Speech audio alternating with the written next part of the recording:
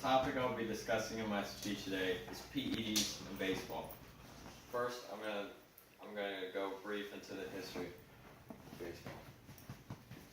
So baseball is roughly around 150 years old. And before baseball, in the year 1844, cricket was actually one of the most popular sports in America. It was played internationally between the U.S. and Canada. One game hosted in New York hosted 20,000 fans. Back then, that was a pretty amazing crowd. And during the Civil War, the Union Army brought baseball into their leisure activity, and it became popular nationwide. And eventually, baseball took over cricket altogether, and now it's one of America's greatest sports. We've had players like Ty Cobb, Babe Ruth, Hank Aaron, Mickey Mantle, and currently Mike Trout. The list goes on. And I've seemed to notice in the past 20 years that these players have evolved into superhuman baseball players, and I believe PEDs were a part of it. So what do fans think of PEDs in baseball? Well, many fans believe PEDs enhance a player's skill and is cheating the game. And others believe that they might or might not affect the game or affect players, but they just don't really care. So fans against PEDs. Well, fans against PEDs believe they improve performance levels and body mass.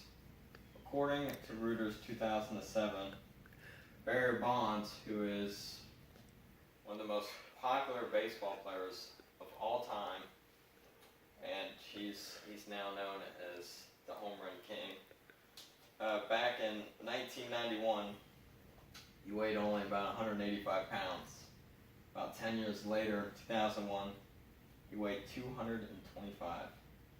And in that year, 2001, he hit 73 home runs. That is the all-time record for most home runs in one season. Right after that, 2 years later, in 2003, the MLB organization, Major League Baseball, they started testing players for steroids. And according to USA Today, 2018, Robinson Cano of the Seattle Mariners, which is a team up in Washington, was the latest superstar to test positive for PEDs. In his defense, he says that the doctors gave him medicine for a medical ailment. So fans for PEDs. So moving on from that, it seems like many hometown fans accept their hometown players taking PEDs, while the opposing teams are offended by it. According to ESPN 2013, take PEDs to help your local team, and you're a hometown hero. Loving of standing ovations. Take PEDs for the opposing team, and you're a no-good cheater that should be banned for life. To me, I believe that's pretty spot on.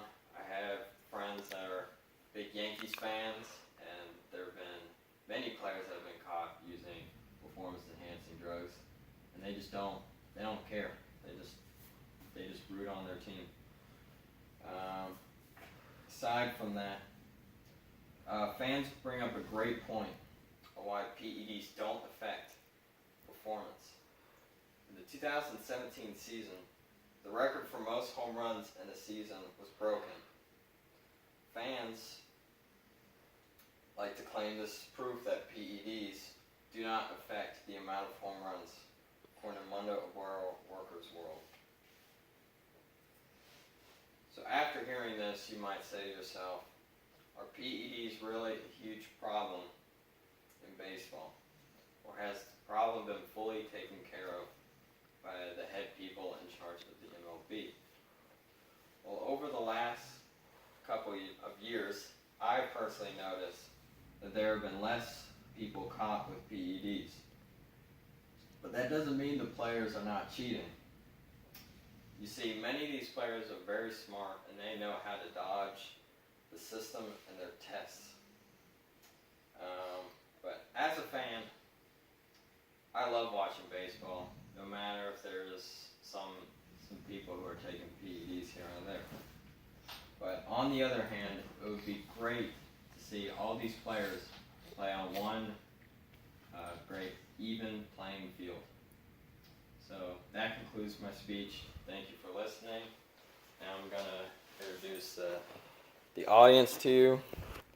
There's my brother, my dog Billy, my dad.